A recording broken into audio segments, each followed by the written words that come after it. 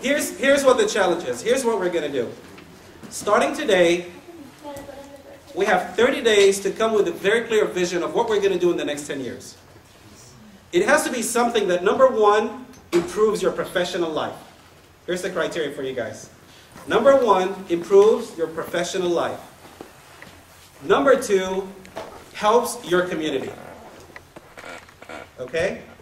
Number three, that it makes Islam and Muslims look good. Something that is good Islamically. Okay? And then you're going to pick a winning sister, and then you're going to win a brother. You can do it through Facebook, maybe. I think they're all on the Facebook page, or maybe through the website or email. I'll let you choose the details. Okay? And then the winning brother gets $100, and the winning sister gets $100.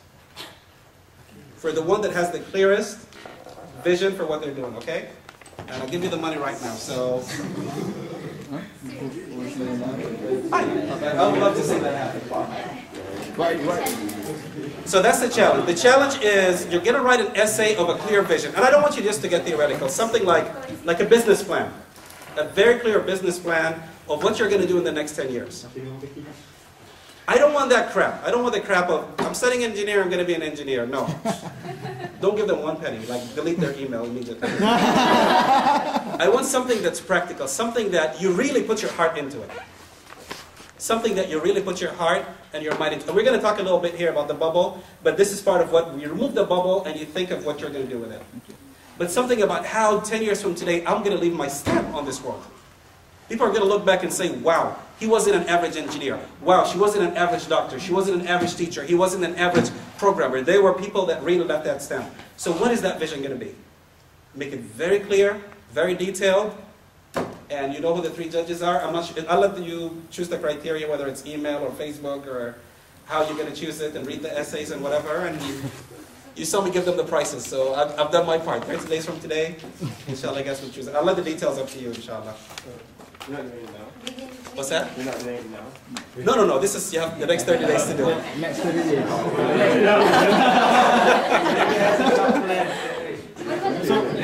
Yeah. What's that? I trust the sisters more, so you guys are... What is the third one? The third criteria? Yeah, so the first criteria is something that would help you professionally. With your major, with your field of study, with the things we talked about earlier, the extra niche that you're going to have, the leadership part, so something professional that's going to help you. The second thing is something that's going to help the community. How you can do something extra. If you're a doctor, like right now, we have a doctor that opened a nonprofit organization in Iowa City, and he gets a few doctors from Des Moines and Iowa City that would come to the masjid and do a free clinic and do this, and he did an amazing business plan. So, kind of how you're going to help the community. And then the third one is how Islamically it's going to make us proud. 10 years from today, I want to be, we want to be able to say, oh, I knew brother so-and-so, I knew sister so-and-so that made this business, helped this community business-wise, that did so-and-so engineering-wise, that had that special idea. I want to be able to be proud and say, oh, that brother, I helped it. The business plan was my idea. You want to be proud of it. So, you got the 3 criteria? Are we not doing it as well? No. I will leave that up to you guys. I'll leave that up to you guys. Inshallah. So the details, you guys will work it out and stay in touch, and I trust, inshallah, that you'll make it work, inshallah. Bismillah, alhamdulillah, wa salatu wa salam ala rasulullah. The second part that we're talking about today is the bubble. I'm not going to call it the Muslim bubble. I'm just going to call it the bubble. Because it's a Muslim religious bubble. It's a social bubble. It's an economical bubble. It's a family bubble. And today I want to burst your bubble. Okay? Here's the problem. Again, usually when I speak, I like to do the unfavored thing. The favorite thing is for me to sit here and say, our governments are bad, and they create this bubble, and our parents are old people, and way back people, and backward people, and we're the new generation, we're the smart one, we're the geniuses, and we're the people of change, and you guys are going to say, oh yeah, good speech, Jazakallah khair. This is the safe way. People that know me know that I don't like the safe way. Okay? But I like to challenge the people that I'm talking to. You guys are intelligent. So I really want to speak to you from my heart. I don't want to speak to you with the normal, It's easy. If I say that, I'm safe. You're going to say, well, excellent speech. You know, our governments are bad, our parents are old, everybody's going to say good. But I really want us to do something practical. So for the first part of the talk, I want to convince you that we have a bubble. That we live in a bubble. I'm not talking about our parents who are old school. I'm not talking about our government. I'm talking about we don't realize that we live in a bubble. You guys follow me so far? Mm-hmm. My challenge, speaking to you today, is to convince you that you live in a bubble. The problem with us is we think we're open-minded. I think I'm open-minded. I can sit with Muslims. I can sit with Christians. I can talk with this. But I don't realize that I live in a bubble. You think you're the open-minded one. Everybody else is the stupid, ignorant, don't understand, backward, whatever. You don't realize that you live in a bubble. So the first part of the talk is I want to convince you that you live in a bubble. When you know that you live in a bubble, then you're going to solve the problem yourself. But if you don't think you live in a bubble, just like my father, like my mother, and your culture, and your country, and our president, everybody doesn't know they live in a bubble. They think it's somebody else's fault. So you guys follow me so far? Mm-hmm. How do I convince you that we live in a bubble? They did 2 experiments. I'm going to tell you the experiment, and then I want you to explain to me what the experiment means. Experiment number 1. Okay? This is something they did in UCLA, if I remember correctly. Very simple, and it's a very famous experiment that they did in psychology. They got a bird, and they put the bird in a glass box, kind of like the fish thing, the little tank, a glass tank. And they put the bird in there. So what did the bird do? It wanted to fly. It took off, boom, it hit the top, the ceiling, and what did it do? Fell down. Brush it off, move the wing a little bit, whatever. 5 minutes later, it wants to fly. Boom, it hits the ceiling. What happens? Falls down. It really hurts, and you see it suffering and falling and whatever. A few minutes later, what does the bird want to do? It wants to fly. What happens? It hits the ceiling. What happens? It falls. It did it about 12 times. The next day, what did the professor do? Heading the experiment. He took the glass tank out. He put it away. What do you think the bird did? It stayed there. It did not even try to fly. Explain to me why. What? Yeah, you started saying something. Go ahead. Seriously? But why do you think it did not try to fly? He already lose hope. It still thought. Negative reinforcement. What was that? Negative reinforcement. Negative reinforcement, thinking that there's always that ceiling there. And now they call that theory in psychology the ceiling effect. The ceiling effect is when you live under a ceiling for so long, even when that ceiling is removed, you still think that that ceiling is up there. You still think that the ceiling is what? It's still up there. You think it's still up there. It was so funny because there was a big Islamic discussion going on in the last, since January until now, in a lot of the Muslim countries. And I always laugh when I hear it. Because that ceiling, a lot of people think that ceiling is still up there. In Egypt, the mufti and a lot of the top imams, very sincere imams, and all they could talk about is, it is haram to go out in mudaharat. It is haram to go out on a strike. You know, the people are going out in the street and want to change the whatever. And the mufti and everybody in Egypt saying it's haram, you can't do it. Why? Because you're going against the president. How can you go against the president? And the president changed, but they're still under that ceiling effect. They're saying, no, it's haram, you can't go. They made a phone call to the mufti, and it's in YouTube. You can look it up. The mufti of Saudi Arabia, most powerful religious imam I've ever met in my life. This man memorizes Musnad al-Imam Ahmad, and Sahih Bukhari, and Sahih Muslim, and the Quran. Very powerful imam. And they ask him, he says, no, it's haram to go out. It's haram to go out. You're going to hurt yourself. This is going to happen to you. Because what? That ceiling effect is up there. He has that ceiling effect up there. So it blocks your way of thinking. You always think up to a certain level. You never think out of the what? The box. Out of the box. That's where that saying comes from. Now they went and did a crazier experiment. Okay? I'm going to tell it to you and I need you guys to explain it to me. So pay attention to it. The second experiment, they got a bigger room. In that room, they put 5 monkeys. 5 what? Monkey. I like that. 5 monkeys. What do? They put a ladder, and on top of the ladder, they put a lot of bananas. You guys follow me so far? Mm-hmm. What do they put down here? 5 monkeys, a ladder, And banana. and bananas up there. 5 monkeys are playing around, as they say, monkeying around and having fun. They get hungry. As soon as they get hungry, one of them goes up to get a banana, right? When one of them is going up the ladder, they have some very powerful water hoses. Like the fire things here. You know what I'm talking about, the sprinklers. Oh, yeah. Whenever one of them goes up to get a banana, the sprinkler is pointed down to everything that's down there. They punish the monkeys that are down there. So whenever one goes up, the water comes very hard on the 4 monkeys that are down on the ground.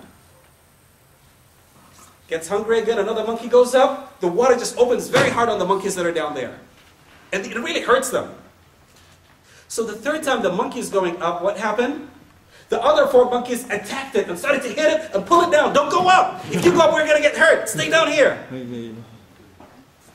And then they get hungry. Another monkey wants to, they all jump on the monkey. They pull him down. No, no, no. Stay down here. If you go up, we're going to get hurt. And it gets hungry. I want to go up. And everybody goes up. What happens? The other monkeys jump up and they push it down. Stay down. Stay down. So now every monkey is afraid what? Either to go up or that other monkey is going to go up. The experiment gets more interesting. You guys are following me so far? Yeah. They went and got one more new monkey that doesn't know about the experiment.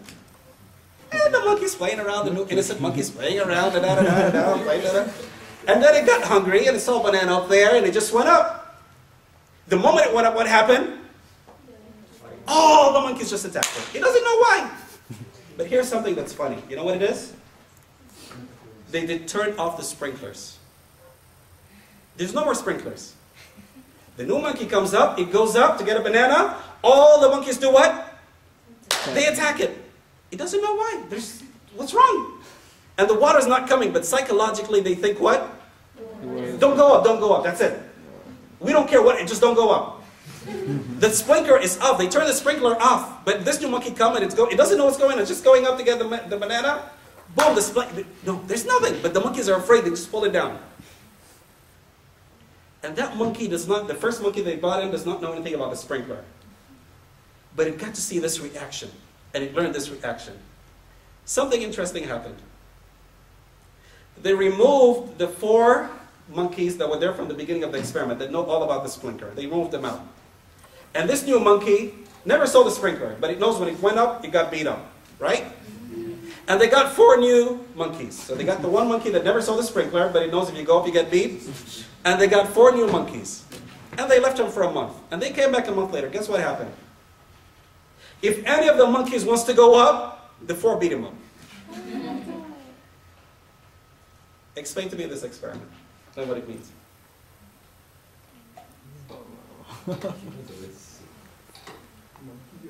What have you learned from this experiment? Very true, very true. I mean, that's the most simplistic way of putting it, which is very true. But I need someone to kind of explain to me, really, what do you think of this? What does that tell you about the bubble? Yes? I think we just follow without questioning. We follow without questioning. Thank you. Monkey see, monkey do. Someone else. What does that really tell you?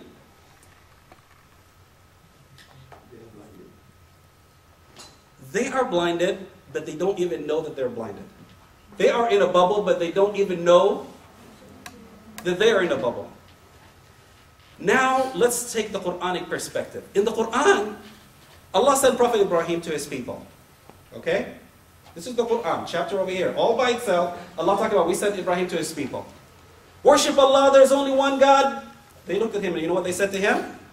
Inna wajadna aba'ana kadhalika yaf'alun. We found our fathers doing this. Don't tell us. Time out. Get out of our face. Our fathers used to do this. We're going to do the same thing. You and your God and your whatever, stay away from us.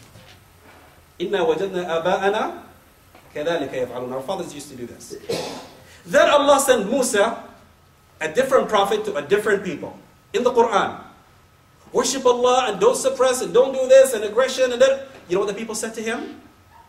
Inna wajadna aba'ana kadhalika. Exactly the same thing. This is what our fathers and forefathers used to do. You stay out of our business. Muhammad alayhi salatu wasalam sent to Mecca thousands of years later. Different people, different places, different prophet, different message. What is the first thing the people of Mecca said to him? Same words. Inna wajadna aba'ana kadhalika yaf'alun. This is what our fathers used to do. So the first thing that we need to know is that we have already restricted ourselves from so much. The banana is up there, but we are so scared to get up because we know the moment we go up, we're going to get slapped down. Or we think we're going to get slapped down. Or we think people down there are going to get rained on. You follow the logic of the experiment? That is the problem, is we don't realize. I'm not worried about other people. We can sit here and blame other people and they're stupid and they're ignorant. No, no, no, no. I myself don't know that I'm in a bubble. Let me give you another example to conclude that we're in a bubble and then how to solve that problem. When I was in Florida, I moved there in 2001. One day the imam was late in the masjid. So I led the salah, Salat al-Isha. After the Isha prayer, one of the people came up to me and said, Brother Bashir is so lucky. African-American brother that converted, he comes to me and says, Brother, you're very lucky. And I said, why? He said, because you recite the Quran and you know Arabic and you understand the verses of the Quran. I said, brother, if you invest 2 or 3 months and memorize, just learn some of the few words of Arabic, you can understand the Quran yourself.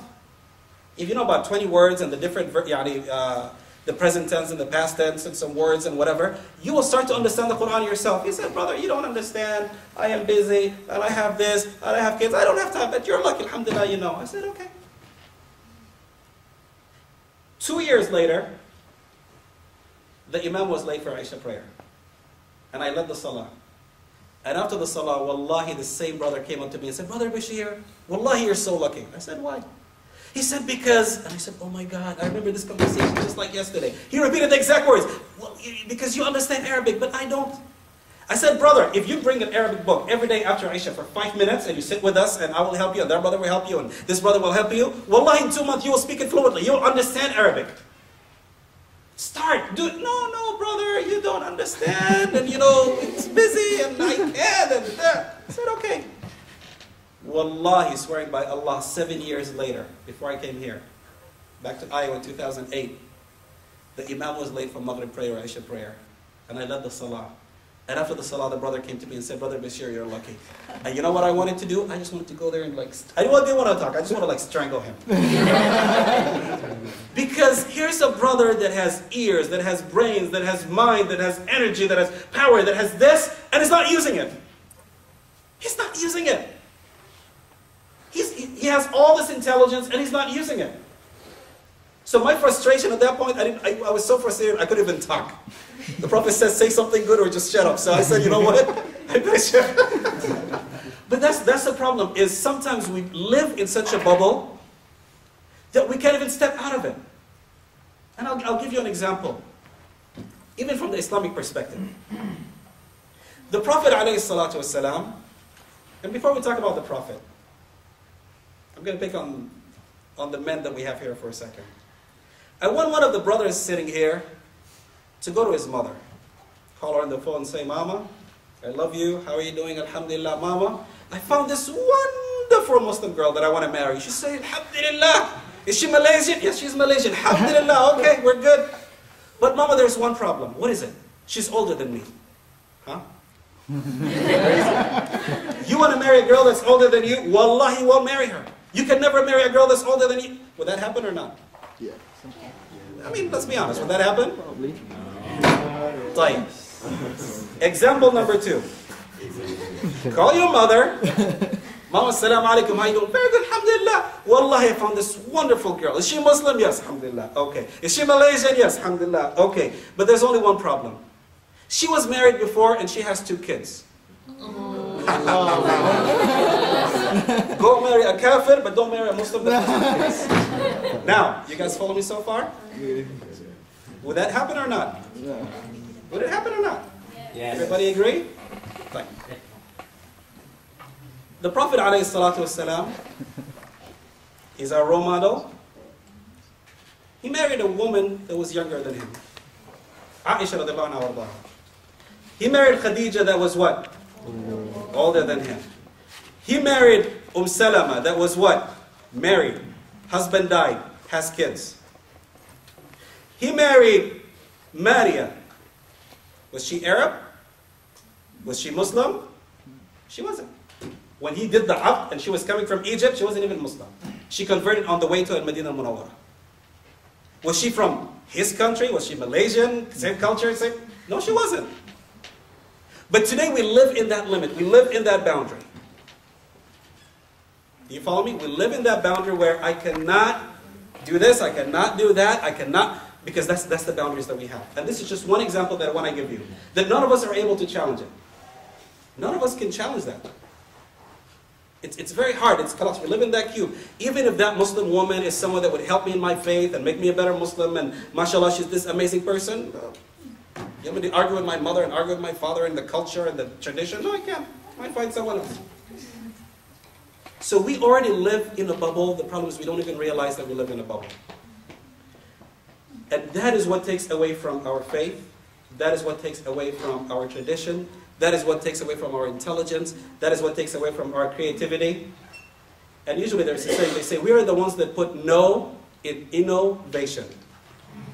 Can you give me 1 second, please? I just have to get this phone call. I'll explain to you why in a second.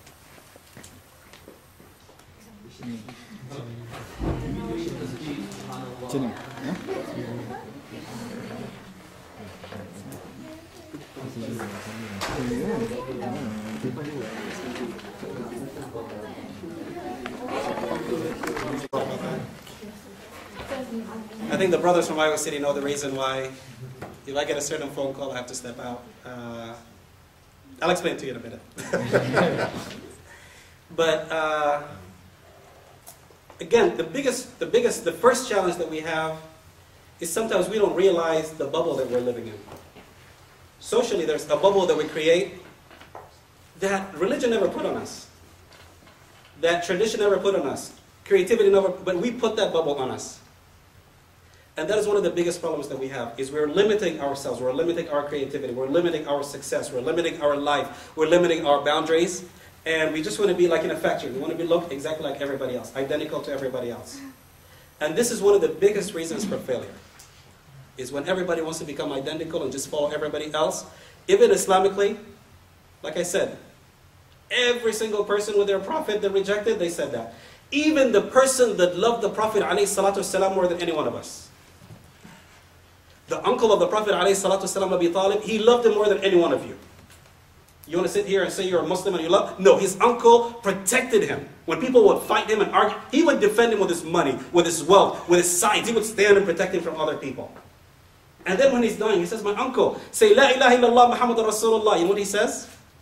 He says, Muhammad, I know you're the Prophet of Allah, but if I say it, people are going to make fun of me and say, this old man, leader of Quraysh, listens to this little boy.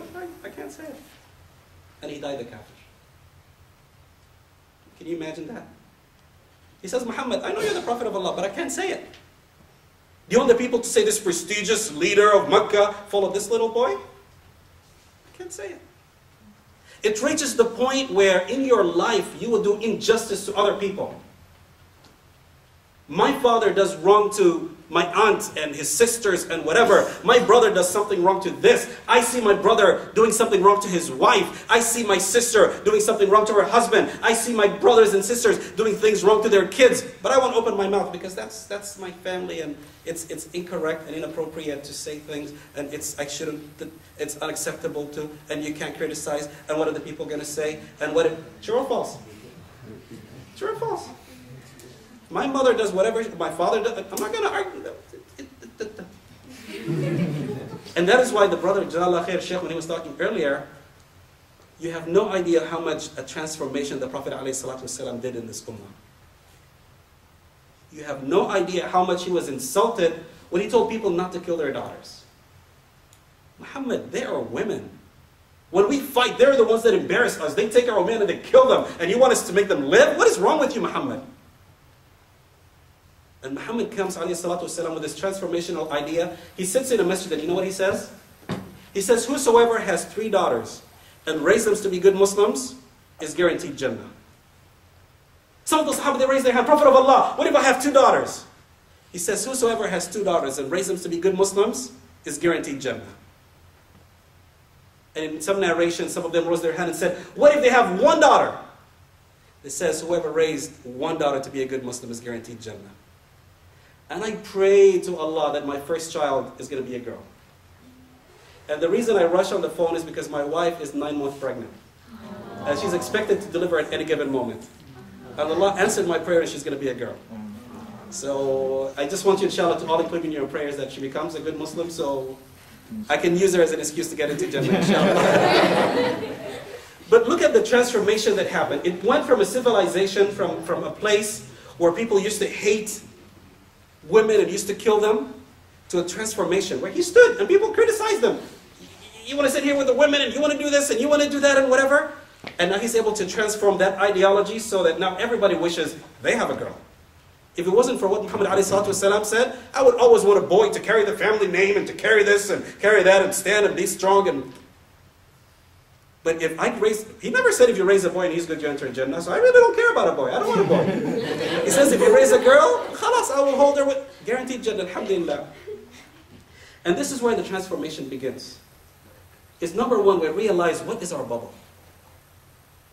I was speaking with one of the brothers earlier, and we were talking about the discussion a little bit, and I said the first thing you need to do to get out of the bubble is imagine today, if you had $1 million in the bank, and you could do whatever you want. And imagine all the people that influence you were not around. Imagine my father and mother are traveling, or la qadrallah, they died, and this person wasn't there. Nobody was around. And I could do whatever I want. What would I do? This is your starting point. And whenever you make a decision, that should be a starting point. Is, if I don't have all the noise around me, what would I do? And I'll give you a very interesting story in innovation, since a lot of you are engineers. In America in the 1800s, cowboy civilization, which now we know has some Islamic roots, alhamdulillah. In cowboy civilization, if you wanted to move something, you got a wagon. Actually, they had the carts back since the Roman days in a lot of countries until today. You put 2 wheels, you put a donkey or a horse, boom, boom, boom, and it gets going. Or it's something more powerful. If you have 4 wheels in the wagon, you can carry more stuff. You say, okay, horse and a wagon with 4 wheels. Then they discovered something else. They got creative. And the creativity said, instead of 1 horse, put 2 horses. And that's why until today in cars you say horsepower. You put 2 horses and what happens? It moves faster, it gets more power. Nice. Then towards the end of the 1800s, they said, you know what? Why don't we put 4 horses? And that's why in a lot of the Western movies you see the 4 horses. What happens with 4 horses? Now you can go a lot more faster. Then came a man in American history. What did he do? He thought outside the box. If I'm in the box, what am I going to think? Whenever I want to go faster, I need to add 2 more horses. 2 more horses. That's in the box. Everybody says more horsepower. Just put more horses and it keeps moving faster. A man in American history by the name of Ford thought, let me think out of the box. What if I get a motor? What if I get an engine instead of the horses? And we all know the transformation today with cars, and automobiles, and engines, and how completely different new idea that transformed transportation until today. And this is something that also started with Islamic civilization. Because usually when you ask people, who's the first people to fly? We both say what? The Wright brothers. I think it was 1890 or something in Ohio. The 2 brothers, they came together, designed, did this, did that.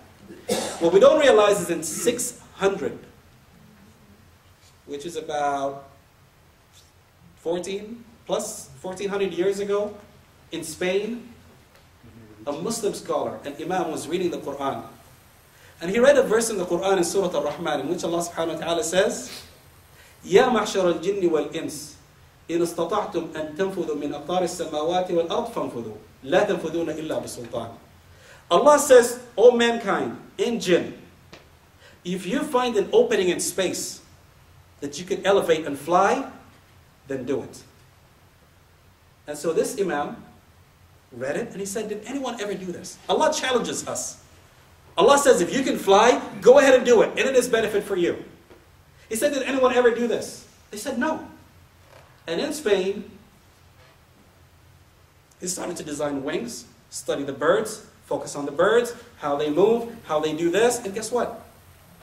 He finally called all the people of Muslim Spain, got on the side of a hill, and he actually, with his wings, was the first person to ever fly. And it actually went about 6 or 7 miles until he landed, but he landed a little bit hard and broke one of his legs. And his name was Abbas ibn Farnas, over 1400 years ago, because he was inspired by the verse in the Quran and he thought out of the box. And that is where we will succeed as Muslims, as professionals, as leaders. Don't just throw more horses in the wagon, but think out of the box and see what you can do. And that is why Muslims always succeeded in things. One of the points that I had the outline of what I should talk about was even thinking within the Muslim bubble. There's different kind of Muslims. I think part of the pointer that I had was there's different kind of Muslims. And I'll give you an experience in Sudan that I hate, that is very embarrassing. And it's happening today in Egypt, which is very embarrassing. In Sudan, we have a communist party, we have an Arab or pan-Arab party, and then we have an Islamic party, but they're Salafi or Wahhabi or Ansar Sunnah. And then we have another one which is Ikhwan, and then we have another one which is Sufi. And guess what happened? The Ikhwan, which is a very solid Muslim group, and the Salaf, or Ansar Sunnah, which is another very solid Muslim group, they disagreed on one thing. The Ikhwan says, if you change the leader, then you can change everything else. Because that's the person that makes the policy and executive decisions and everything else. The Salaf, Ansar Sunnah, they say, no, if you change the people, change comes from under. If you change the people, then that would change the leader naturally. And guess what happened? They started to argue. They started to argue. They started to fight. They started to fight. Now the Muslim parties would work with the Communist Party, but they will never work together. In university campuses, they will fight each other, beat each other, crush each other. 3 years ago, we had a stabbing in the university between one Muslim group and another Muslim group because they disappeared. They disagreed on something. Because that's it. I'm in a box and I'm 100% right. You're in a box, you're 100% wrong. There is no discussion, there is no open-mindedness, there is no compromise in the middle. So we have limited our box even in our Islamic tradition. Because this is how I think, you have to be wrong. I am right. If I think wearing this, or dressing this, or saying this, or discussing this is wrong, then it's wrong and you are going to hell because you disagree with me. If I think voting is haram, then it's haram regardless of what circumstance is. If I think it's halal and you think it's haram, then you're going straight to hell because you disagree with me. And like I said, the Mufti of Saudi Arabia today, one of the biggest fatwa that they have, and has been repeated on TV so much, and you can YouTube it and Google it yourself. It is haram to go out on strike. You cannot go out like what you see in Occupy this and Occupy that, where people go out and talk. He says it's haram to do it. It's a big fatwa. And you know who the first Muslim to ever go on strike and walk down the street was? It was the Prophet ﷺ. How could it be haram? Do you remember when Umar ibn Khattab became Muslim, what did the Muslims do? Didn't they walk down the street? La ilaha illallah Muhammadur Rasulullah. What was that other than a strike? What was the first thing? Why did they call him Faruq, the separator? Because when he became Muslim, he said, Prophet of Allah, all Muslims, come here, we're going to make a strike in the middle of the streets. Did they do that or not? But we are so much in a box that, so my brothers and sisters, I don't want to take a lot of your time so we can open it up more for discussion. Think Islamically, professionally, always out of the box. And I want to give you some practical ideas. I was speaking with one of the brothers earlier during the break that was interested in education. Yes, you can go back and be a teacher, but guess what? There's thousands of teachers, millions of teachers. What's going to make it different? And I gave him an example of a Sudanese sister that studied here in Iowa State about 30 years ago. What she did was build a relationship with Iowa State University. And she went to Sudan, and there's a lot of boys and girls that want to come here, but they can't because of financial reasons, economical reasons, whatever. They can't make it here. So what did she do? Remote access, remote university. And today, she has over 7,000 students in her university. How many dollars did she start with? 0. But today, she's a multimillionaire. But what's more important, her passion was education, and she was able to get all those people into her university. Find what your niche is. If it's in economics, Allah brought you here for a reason. Allah brought you here not to just to go to school and take lessons and go, but for you to build a bridge that's going to help you and help your country for the rest of your life. Go that extra step. Maybe it's a relationship with a professor. One of the examples I was giving was University of Iowa. In Iowa City. At the end of each year, they have all this medical equipment, and they don't know what to do with it.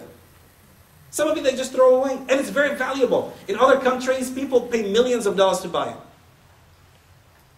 And if you build a relationship with the hospital, they can get it shipped to Malaysia. And you can open your own, whatever your field is, you'll find something. Some of you I know mentioned something about computers, and I promised one of the brothers who asked about computers I was going to mention something. In Yahoo, about 3 weeks ago, they had something called the $40 million class. The $40 million class. You can Google it and you'll find the article. Very interesting article. The article is about a computer science professor that was trying to motivate his students about 7 years ago. And he said the biggest thing that's going to happen now is mobile apps. The apps that you have on your iPhone and your droids and whatever, and games and everything. And so that's the biggest thing. And you guys can make a lot of money. They said, what do you mean? He said, okay, instead of teaching you anything this semester, I want you to create your own games. To open a store on Microsoft, the Zoom software, or in the iPhone, or the Droid store, it costs you $100. After that, you can sell as much as you want. He said, okay, go ahead and just create your own games. I'll show you how to create it very easy. And sell them, and then we'll see how it goes. They added up the total of the money made by that class in the last 7 years, and it was $40 million. Each one made a little game, they put it out there. This person buys it from 99 cents, this person 99 cents, 99 cents, download 99 cents, and all the students became millionaires. There's a kid that's 13 years old that became a millionaire from making apps.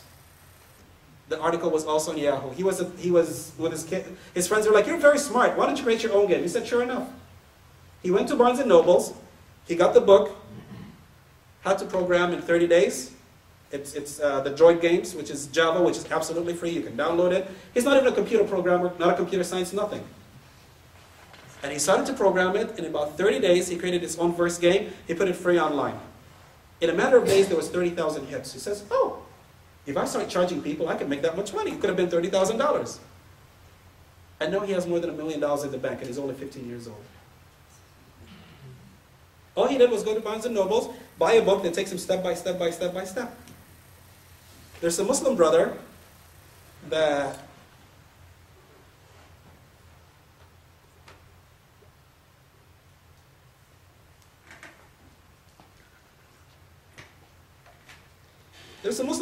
took the Quran, 604 pages, he scanned it, and he created a very simple app, which wouldn't take you more than, if you go to Barnes & Noble's and buy a book, or even download it online, or go on Yahoo or YouTube, they show you how to create an app.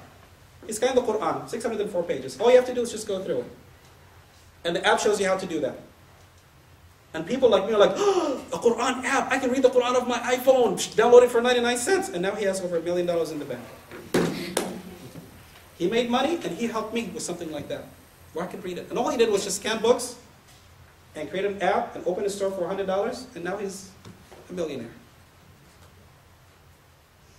So don't think within the box. Don't think because... That's why they have something called the midlife crisis. A midlife crisis is when you're 4 years old, everybody your age goes to school, so you go to school. When you're 18 years old, everybody graduates high school, go to college, so you go to college. And then everybody goes to university, you go to university.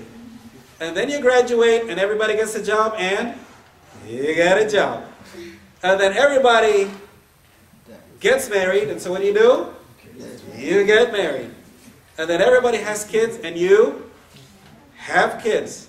You don't know why you went to school, you don't know why you majored in this, you don't know why you chose this brother, why you chose this sister, you don't even know why you got those kids, or if you know anything about raising kids. And then you're 40 years old, and you're like, oh my God, what is this? And that's what a midlife crisis is. You wake up one day, and you're like,